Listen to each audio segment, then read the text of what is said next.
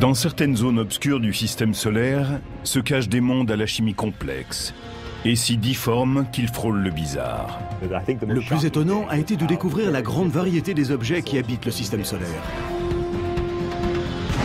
Autour des planètes, on trouve des lunes dont on n'avait pas compris jusque-là ce qu'elles étaient et qui sont maintenant au centre des recherches astronomiques les plus pointues. Ce qui était surprenant, c'est qu'elle ne ressemblait pas à notre Lune. Mais ces éléments du système solaire qu'on dit mineurs ne sont pas d'un moindre intérêt. Quelle surprise nous réservent les lunes du système solaire?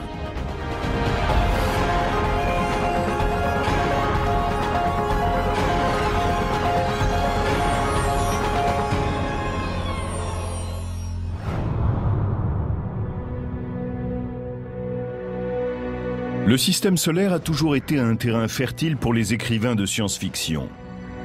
Mais grâce aux télescopes de plus en plus perfectionnés et aux sondes robotisées, aujourd'hui le rideau s'est levé sur un nouveau balai lunaire. Il y en a qui se déplacent dans un sens, d'autres dans le sens inverse. Elles filent à des vitesses différentes. Celles qui orbitent à l'intérieur dépassent celles qui sont à l'extérieur. Il y a une cinquantaine d'années, on pensait que le système solaire n'abritait que 32 lunes. Elles allaient de Ganymède, qui gravite autour de Jupiter et qui est plus grande que la planète Mercure, jusqu'aux petits astéroïdes comme les lunes de Mars, Phobos et Deimos. Mais ce nombre a explosé. En 2007, des scientifiques annoncent la découverte de 20 nouvelles lunes autour de Jupiter, d'une autour de Saturne et de 3 autour de Neptune. Ce qui s'est passé, c'est que les télescopes astronomiques ont été équipés de ce qu'on appelle des caméras CCD. Ce sont des caméras numériques, comme tout le monde en a aujourd'hui. Il est difficile d'obtenir des astronomes le nombre exact de lunes ou de satellites du système solaire. Au fur et à mesure que les caméras deviennent plus sensibles et les télescopes plus puissants, on en découvre de plus en plus.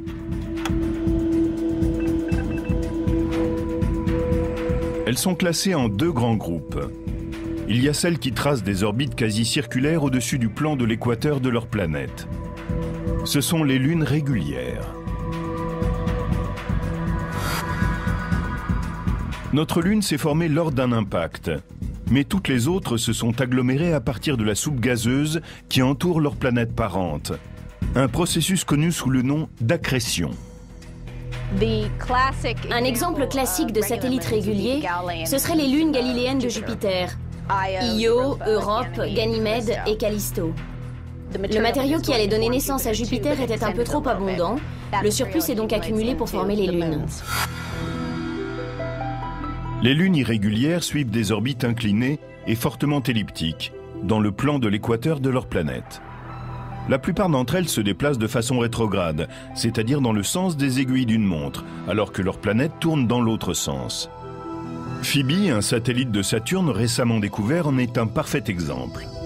Au début, elle était indépendante et tournait autour du Soleil, avant d'être capturée par Saturne, plus massif. Qu'elles soient régulières ou irrégulières, les lunes évoluent dans la zone gravitationnelle de leur planète. On appelle l'étendue approximative de cette région la sphère de Hill. Elle tient son nom de George William Hill, un astronome américain qui a défini ce concept au milieu des années 1800. La sphère de Hill est cette zone qui se déplace en même temps qu'une planète et dont la force gravitationnelle est plus forte que celle du Soleil. Les lunes de Mars, Deimos et Phobos, ont des comportements très différents à l'intérieur de la sphère de Hill. Si la planète tourne plus vite que son satellite, comme c'est le cas pour Deimos, les forces de marée vont pousser la Lune de plus en plus loin. Phobos, lui, tourne plus vite que Mars.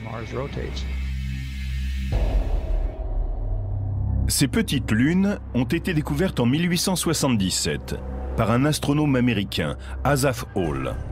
Il a donné à Phobos le nom du dieu grec de la peur et à Deimos celui du dieu de la terreur. Tom Duxbury faisait partie de la mission Mariner 9, qui en novembre 1971 a photographié pour la première fois les deux lunes en forme de pommes de terre. C'était tard dans la nuit, par une journée froide, pluvieuse, sombre et maussade. J'ai tourné la photo sur le côté. La lune ressemblait à un crâne. C'était une image sinistre.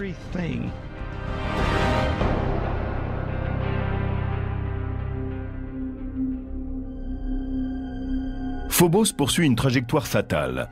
Elle orbite à 5500 km de Mars, c'est-à-dire plus près de sa planète que toute autre lune du système solaire. Si la nôtre était aussi proche de la Terre que Phobos l'est de Mars, elle nous semblerait 20 fois plus grande. La durée de son orbite se compterait en heures et non en jours comme c'est le cas. Et quand elle serait pleine, elle couvrirait le ciel. Les marées diurnes auraient une amplitude 10 fois plus importante. Et la Lune finirait peut-être par s'écraser sur la Terre.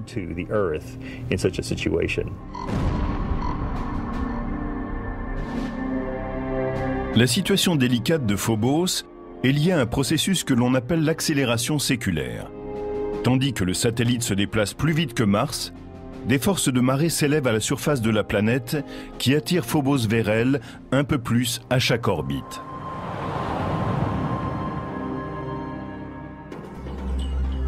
La lutte entre les deux objets ressemble aux forces qui s'exercent dans un jeu populaire américain, le Tetherball.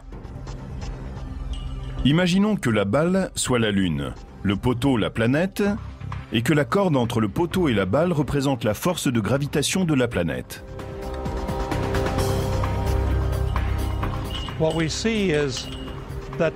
Nous voyons que la force de gravitation pousse la Lune à accélérer. Elle va de plus en plus vite et poursuit son chemin jusqu'à frapper le poteau. C'est exactement ce qui arrive à Phobos. Elle orbite autour de Mars plus vite que celle-ci n'avance. L'interaction de marée la pousse à se rapprocher et à accélérer sa marche. Nous pensons que dans 50 millions d'années, Phobos en arrivera à toucher Mars et qu'il disparaîtra en tant que Lune.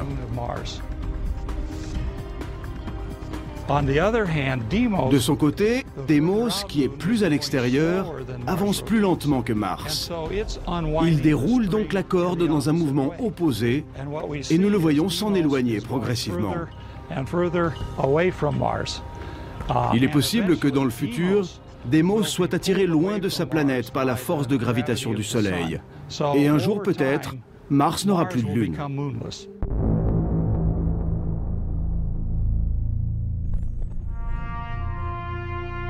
Comme Phobos prend de l'avance sur la rotation de Mars, il semble se lever à l'ouest et se coucher à l'est. Au lieu d'avoir sa planète qui tourne plus vite que lui, comme c'est le cas de notre Lune et d'autres satellites, et donc de se lever à l'est et de se coucher à l'ouest, il est en avance sur la rotation de sa planète, et par conséquent se lève à l'ouest, se déplace en tête et se couche à l'est.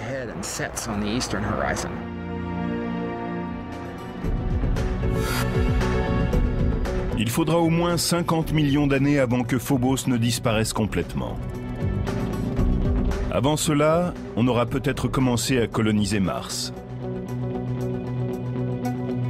C'est cette idée qu'a développée l'écrivain de science-fiction Arthur C. Clarke dans son livre « Les sables de Mars ».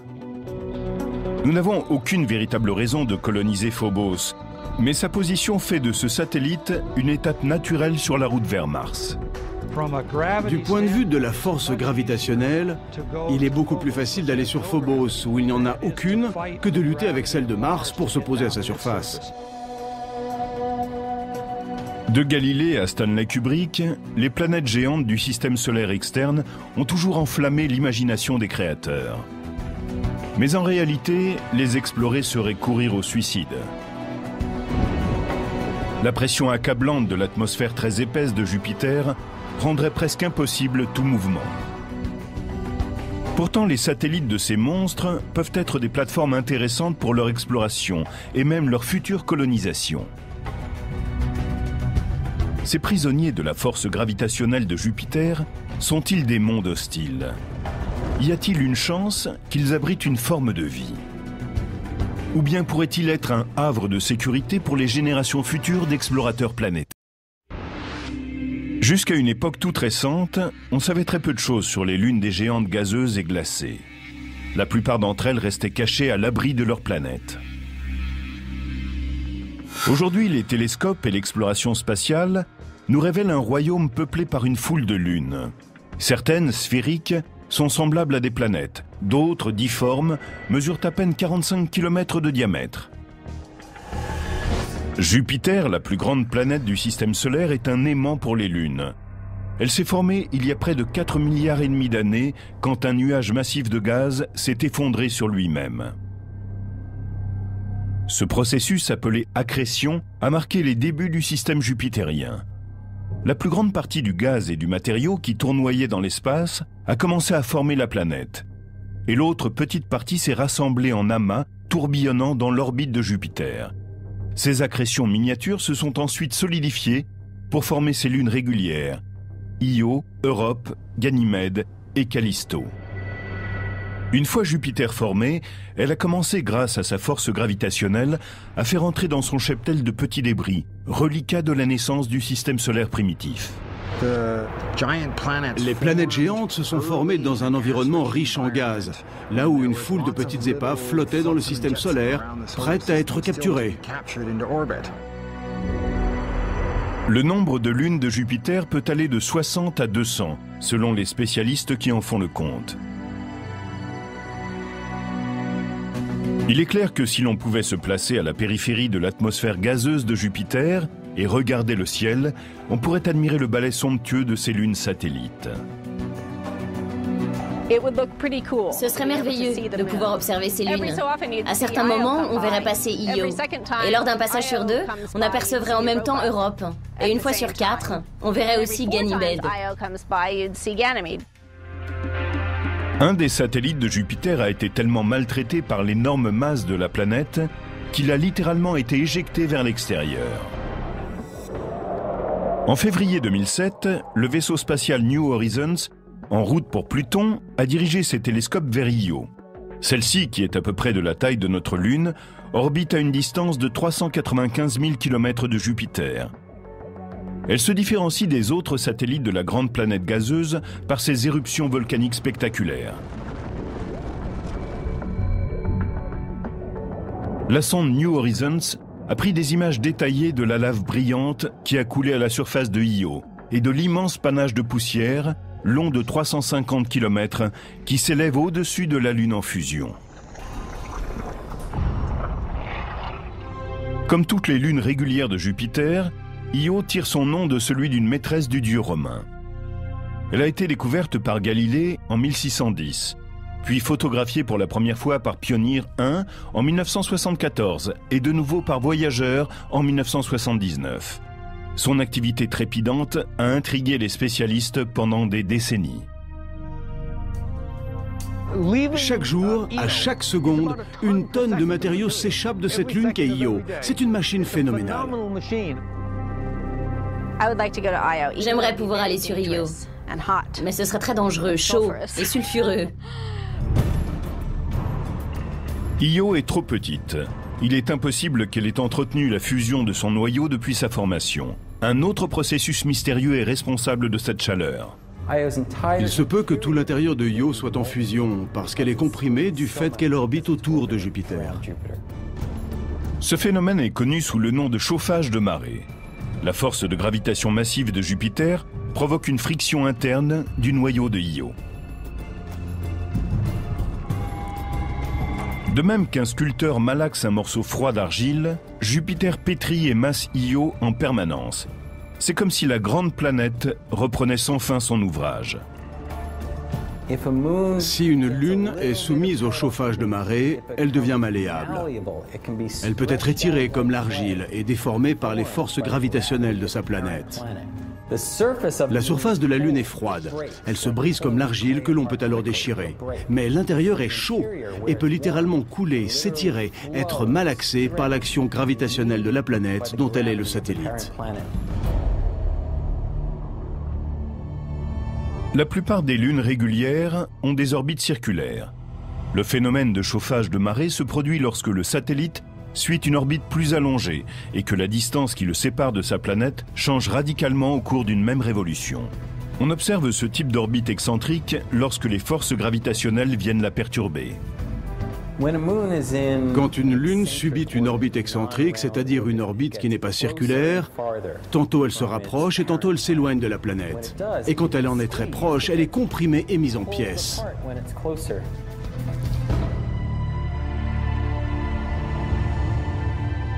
Io est en résonance orbitale avec les autres satellites que sont Europe et Ganymède. Pendant que Jupiter et Io luttent pour trouver une relation synchrone, Europe et Ganymède attirent Io dans une direction opposée, tandis que Jupiter l'attire dans l'autre sens, et elle se retrouve à la fois écartelée et comprimée. Le chauffage de marée qui s'exerce sur Io produit ces volcans prodigieux, mais a également un autre effet. Il est à l'origine du plus grand objet stationnaire visible du système solaire, un nuage gazeux massif, 500 fois plus grand que Jupiter. En 1990, le professeur Michael Mendillo et son équipe de l'université de Boston ont découvert un immense nuage gazeux qui s'étend de part et d'autre de Jupiter.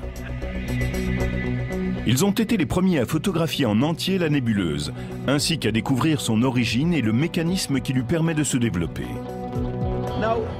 Io n'est pas grande, donc elle n'a pas une large atmosphère. Mais ces volcans lui fournissent en permanence un matériau qui la remplace. On peut se demander pourquoi elle n'a pas une atmosphère immense, puisque tous ces volcans sont en activité depuis l'éternité. C'est parce que ce matériau s'échappe. On a récemment découvert que les laves d'Io étaient riches en sodium. Bien que celui-ci ne représente que 5% des matériaux éjectés, les télescopes terrestres le détectent facilement, car il émet une lumière jaune. Sur Terre, il est souvent utilisé pour éclairer les rues des villes du monde entier.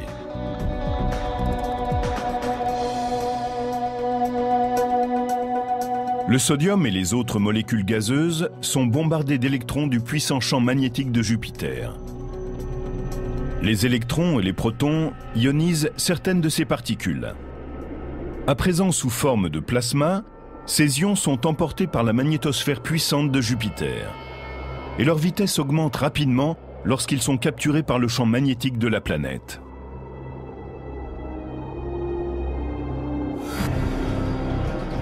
C'est comme s'ils faisaient un tour de manège cosmique.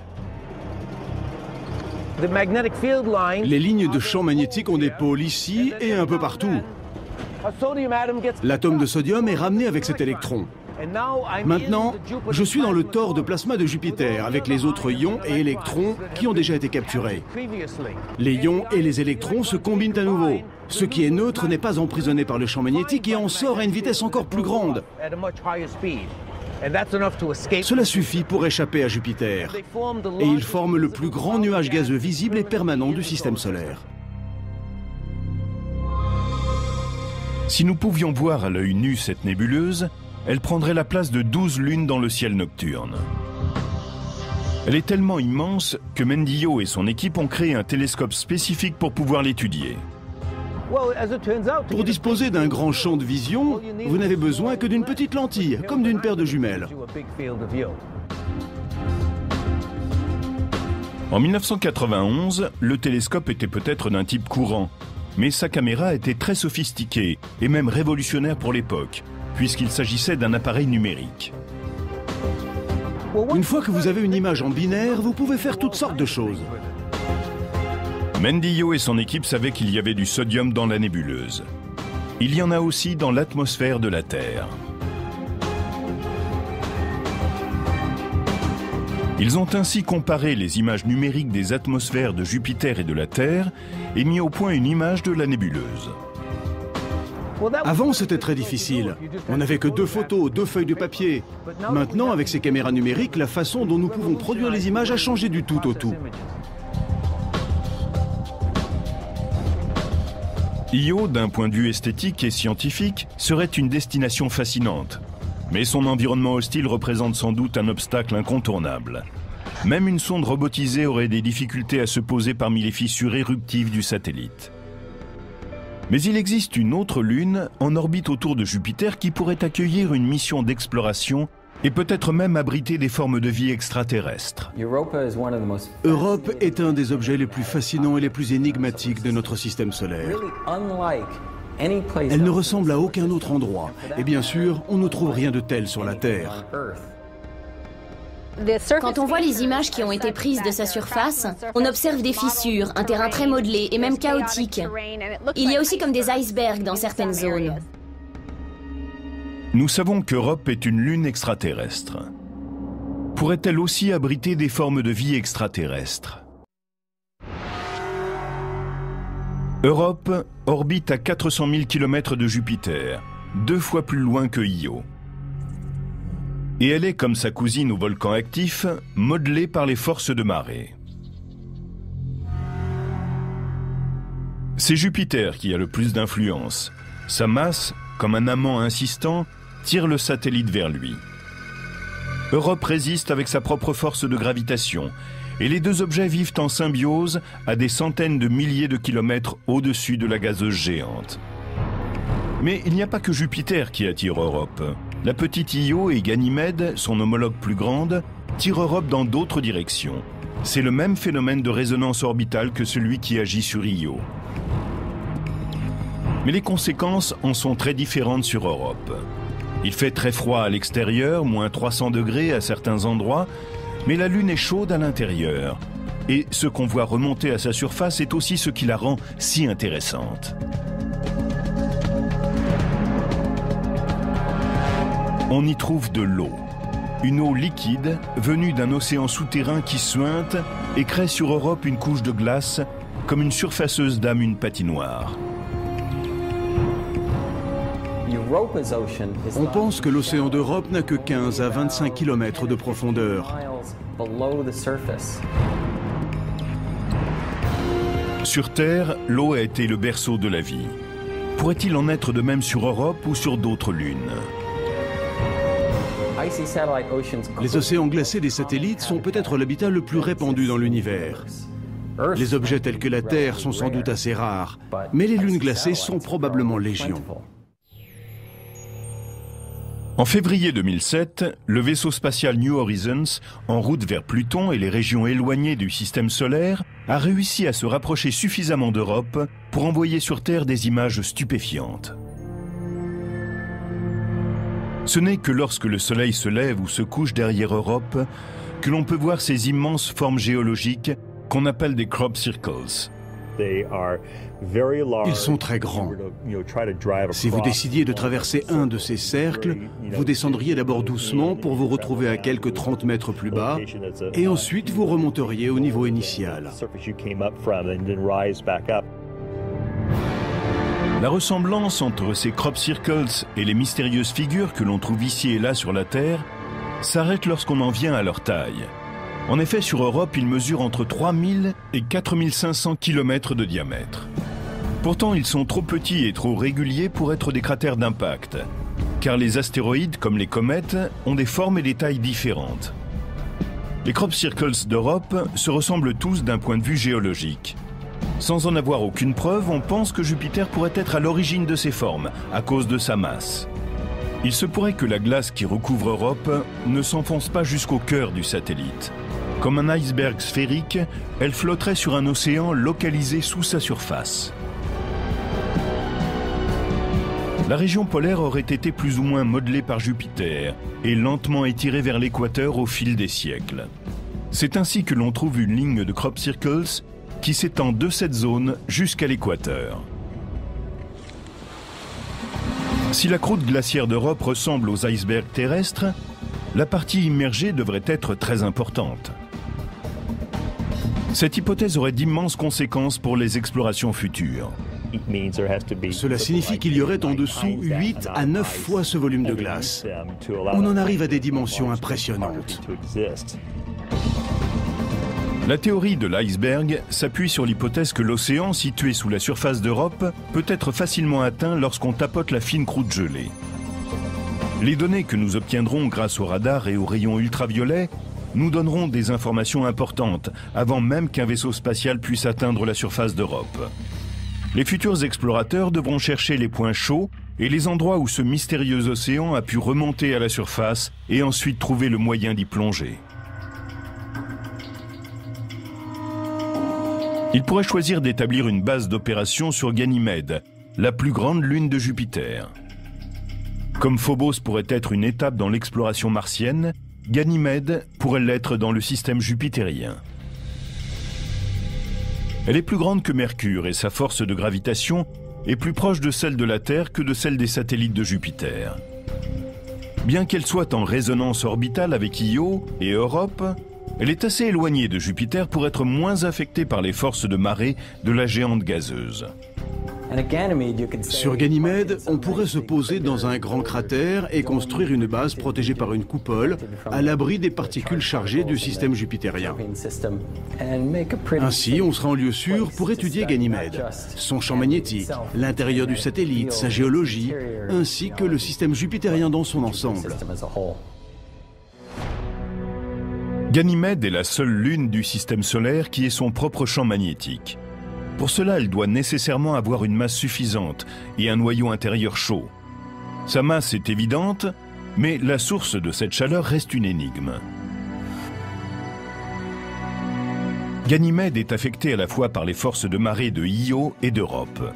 Mais son orbite est assez circulaire pour lui éviter d'être écrasée ou étirée par Jupiter, comme ses voisines plus modestes. On pense que par le passé, un événement a pu infléchir l'orbite de Ganymède. Peut-être son caractère excentrique a-t-il été bousculé pendant un moment. Cela aurait produit une friction importante à l'intérieur et chauffé le noyau. Nous ne savons pas vraiment. Mais le récent passage de New Horizons au-dessus du système jupitérien nous a donné un aperçu des merveilles qui nous attendent lorsque nous approcherons des lunes de Jupiter. Les spécialistes pensent déjà au jour où une sonde robotisée se posera sur l'une d'entre elles et commencera à élucider les secrets de ces mondes énigmatiques.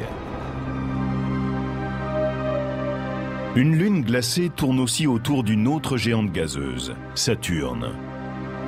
Elle est trop petite pour avoir sa propre atmosphère, mais cela ne l'empêche pas de perturber celle de sa planète. Enceladus, malgré sa petite taille, porte le nom d'un titan de la mythologie grecque. Comme Io et Europe, elle a une orbite excentrique. Les forces de marée de Saturne pressent et malaxent cette petite lune et produisent de la chaleur en son centre.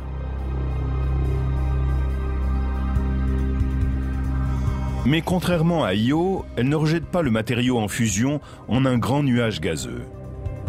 L'eau ne remonte pas à la surface comme elle le fait sur Europe.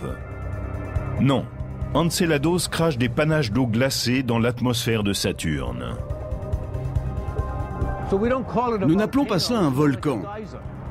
La vapeur d'eau reste en orbite autour de cette toute petite lune, où, comme elle est proche de Saturne, la force de gravitation peut l'attirer vers la planète.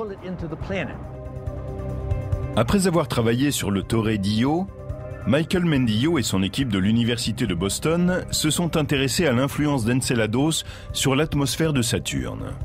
Il s'avère que l'eau est un catalyseur qui permet de recombiner à merveille les ions et les électrons. Avant la sonde Cassini, les scientifiques créaient sur leurs ordinateurs des modèles pour déterminer les conditions atmosphériques qui règnent autour de Saturne. Ils avaient établi que la planète devait posséder une ionosphère importante. Mais étonnamment, les données rapportées par Cassini ont indiqué que l'ionosphère de Saturne ne représentait que 10% de ce que prévoyait l'ordinateur. Il semble que l'eau glacée éjectée d'Enceladus neutralise les particules chargées de l'ionosphère de Saturne. Attention, décollage. C'est presque par accident que les scientifiques ont appris l'influence de l'eau sur l'atmosphère de la planète. En 1973, quand la NASA a mis en route son programme Skylab, elle a lancé sa dernière fusée Saturne V, celle qui avait permis d'aller sur la Lune. Jamais un vaisseau spatial n'avait réussi à rester en pleine combustion jusque dans la ionosphère. La gigantesque fusée a largué, à partir d'un de ses moteurs, 1 tonne de vapeur d'eau par seconde. Et ce jour-là, la ionosphère a failli disparaître. La manœuvre a creusé un trou béant dans l'ionosphère, la couche supérieure de l'atmosphère. Mais 24 heures plus tard, le dommage était réparé. Enceladus déverse 6 tonnes d'eau par seconde et les effets à long terme sur l'atmosphère de Saturne sont significatifs. Il n'y a pas lieu de craindre qu'Enceladus fasse entièrement disparaître l'ionosphère de sa planète. Mais cette toute petite lune, d'un diamètre de 450 km, a attiré l'attention de la communauté scientifique, tout comme le satellite de Saturne. Pendant que l'on conçoit des sondes à destination de Phobos et d'Europe et qu'on étudie les données venues de Enceladus et de Io, une série toute nouvelle de lunes vient d'être révélée. Avant les années 1990, la plupart des astronomes étaient d'accord. Le système solaire comprenait 34 lunes. La plupart d'entre elles étaient des lunes régulières comme la nôtre, des objets sphériques qui tournent dans le même sens que leur planète. Mais une poignée de ces satellites sont ce qu'on appelle des lunes irrégulières. Ces dernières suivent des orbites allongées, souvent inclinées, et elles tournent dans la direction opposée à celle de leur planète. Elles ressemblent à des pommes de terre volantes ou à des objets difformes. Auparavant, il était très difficile de les localiser, car elles sont très petites et généralement très sombres.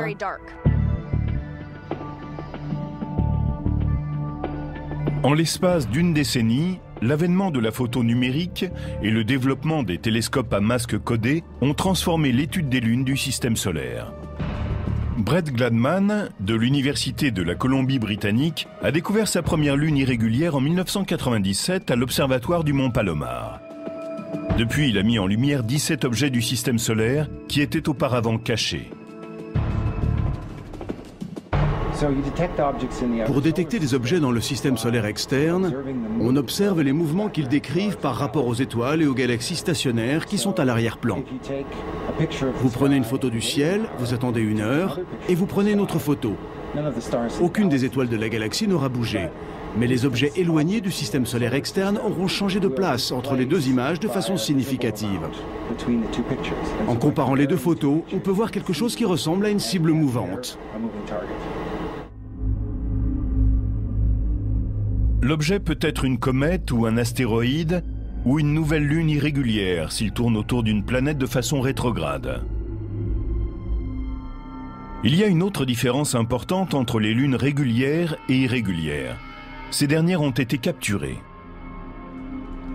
Elles se sont formées indépendamment de la planète autour de laquelle elles orbitent. Selon toute vraisemblance, elles faisaient partie des débris issus de la formation du système solaire. Phoebe, la plus grande lune irrégulière de Saturne, en est un exemple classique. Phoebe tourne très loin de Saturne.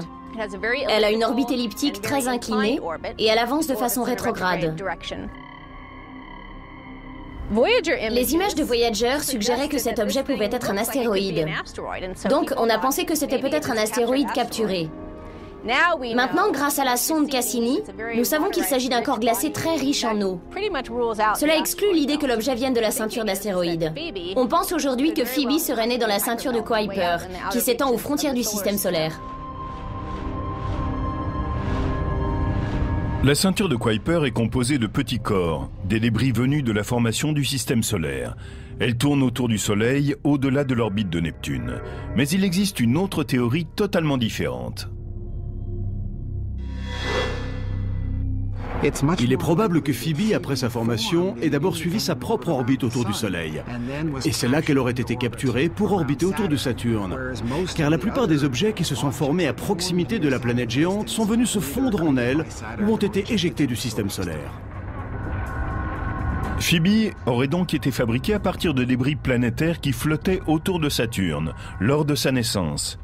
Mais il est possible aussi qu'elle se soit formée à partir d'un matériau différent, dont certains pensent qu'il viendrait des lunes irrégulières tournant autour de Jupiter. Si c'est le cas, les astrogéologues pourront sans doute comparer les éléments des deux géantes gazeuses avec ceux qui composent Phoebe. Actuellement, il existe 3 théories sur la façon dont Phoebe et les autres lunes irrégulières ont perdu leur indépendance. Selon les 2 premières, elles auraient été capturées quand le système solaire était encore en formation et que les planètes n'étaient qu'un gros disque d'accrétion constitué de gaz et de débris. La théorie de la traînée de gaz est la plus simple. Les gaz épais tournoyaient autour de la planète en accrétion quand une comète, un astéroïde ou une combinaison de débris des deux types d'objets a traversé la mixture gazeuse.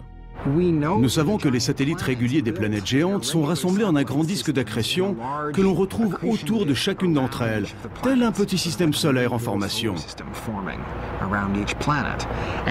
Le gaz et la poussière de ce disque dans ses régions extérieures peut aussi représenter une source de friction. Le planétésimal, petit corps en gestation qui passe par là, est alors légèrement ralenti puis capturé. La seconde théorie est une variante de la première. Ici, au lieu qu'un objet soit simplement capturé lorsqu'il traverse les gaz en accrétion, il serait attiré dans l'orbite de la planète en formation par sa force gravitationnelle. Ces deux théories, qui voient dans les lunes des objets capturés, fonctionnent aussi bien pour Jupiter que pour Saturne. La masse des éléments qui devaient les constituer était certainement assez importante pour ralentir les objets qui passaient par là. Mais qu'en est-il pour les géantes glacées Neptune et Uranus? En raison du froid extrême, elles se sont formées beaucoup plus lentement. Il est difficile de croire que la mixture d'accrétion glacée était assez massive pour capturer un objet du système solaire. Or, les deux géantes glacées ont elles aussi des lunes irrégulières. D'où une troisième théorie, celle des trois corps en interaction. Nous avons découvert que dans de nombreux cas, là où nous pensions qu'il n'y avait qu'un objet, il s'en trouvait deux. Souvent, ils sont plus ou moins de la même taille et se déplacent dans un système binaire. Au lieu d'avoir un grand objet, avec un plus petit en orbite autour de lui, comme ceci, on a généralement deux objets de taille similaire qui tournent autour de leur centre de masse commune, qu'on appelle le barycentre. On parle de système binaire quand deux objets de la même taille sont assez proches du barycentre pour empêcher un troisième objet plus grand de les séparer. Mais lorsqu'un des objets est notablement plus grand que l'autre, le troisième, s'il est plus massif, a plus de chances de les séparer. Le plus petit s'éloignera davantage du barycentre que le plus grand. L'objet le plus petit se rapproche de la planète et finit par être capturé, tandis que son partenaire est éjecté dans une orbite indépendante. Mais il existe un satellite qui semble échapper à toute classification, c'est Triton. Il tourne autour de Neptune de façon rétrograde, c'est-à-dire dans le sens opposé à celui de la rotation de sa planète. Cela devrait faire de lui une lune irrégulière, si ce n'est qu'il est sphérique et qu'il décrit une orbite presque circulaire, proche de l'équateur, ce qui est la description typique d'une lune régulière. Il rejette également d'étranges panaches glacés, qui indiquent qu'il avait autrefois, et qu'il a peut-être aujourd'hui encore, une activité volcanique.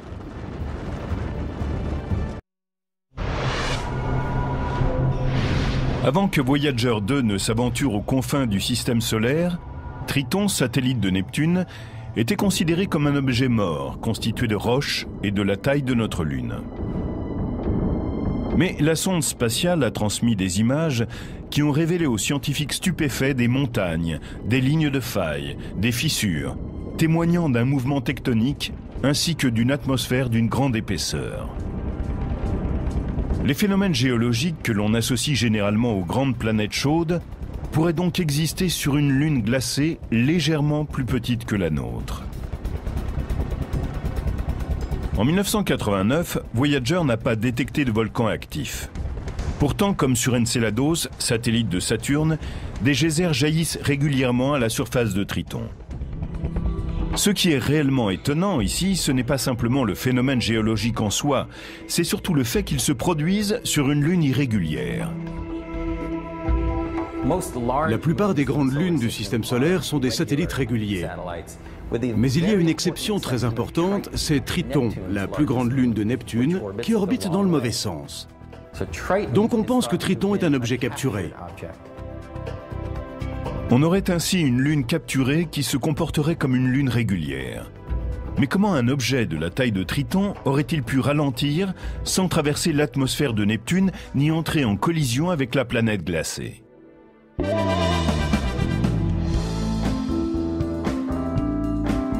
Aucun pari n'est certain de réussir. Mais certaines théories ont plus de chances que d'autres. Comme à la roulette, Triton et Neptune ont misé et ont fait confiance au destin. Faites vos jeux. À la roulette, il y a plusieurs façons de parier. On mise sur différents numéros et comme dans la plupart des jeux de chance, plus on mise, plus les gains sont élevés. 20 noirs et pairs. 3 possibilités se présentent quant à la façon dont Triton a pu être capturé par Neptune.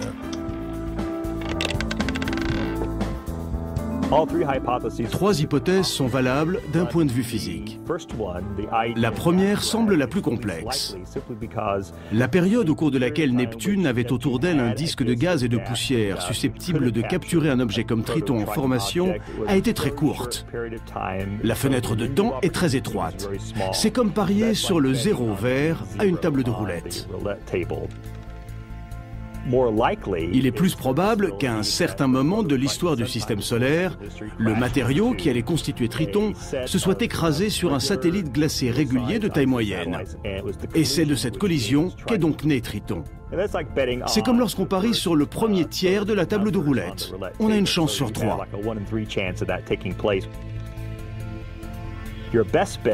Mais le mieux, c'est de parier sur pair. On a alors une chance sur 2. À l'heure actuelle, la meilleure hypothèse pour la capture de Triton est celle de sa capture dans un système binaire. Dans la ceinture de Kuiper, nous savons qu'il y avait sans doute des milliers d'objets qui étaient de la bonne taille et orbitaient avec un autre objet, peut-être même encore plus grand. Neptune aurait pu capturer l'un d'eux. Personne ne connaît avec certitude l'histoire des premiers jours du système solaire, quand Neptune a capturé Triton. Mais dès que le satellite a commencé à tourner autour de sa planète, de manière irrégulière, il s'est mis à détruire tout ce qui était sur son chemin. Neptune n'a pas un système très régulier de satellites. On pense que la capture de Triton a perturbé ce qui était auparavant un système régulier, comme en ont les autres grandes planètes. C'est comme si Triton, furieux d'avoir perdu sa liberté, se défoulait sur les autres lunes infortunées de Neptune. Mais d'où vient ce fougueux satellite? Les données récoltées par Voyager 2 indiquent que la densité de Triton est à peu près égale à celle de Pluton. Aucune autre lune régulière ne peut prétendre à une telle ressemblance. On soupçonne que les deux objets trouvent leur origine dans la ceinture de Kuiper. Le système solaire externe était constitué de grands objets qui suivaient chacun leur route. Certains d'entre eux ont donné naissance aux planètes géantes. D'autres ont été éjectés plus loin vers la ceinture de Kuiper, où ils sont encore aujourd'hui. Collision, accrétion et même capture ont rétréci ce qui était autrefois un réservoir important de matériaux pour la construction planétaire.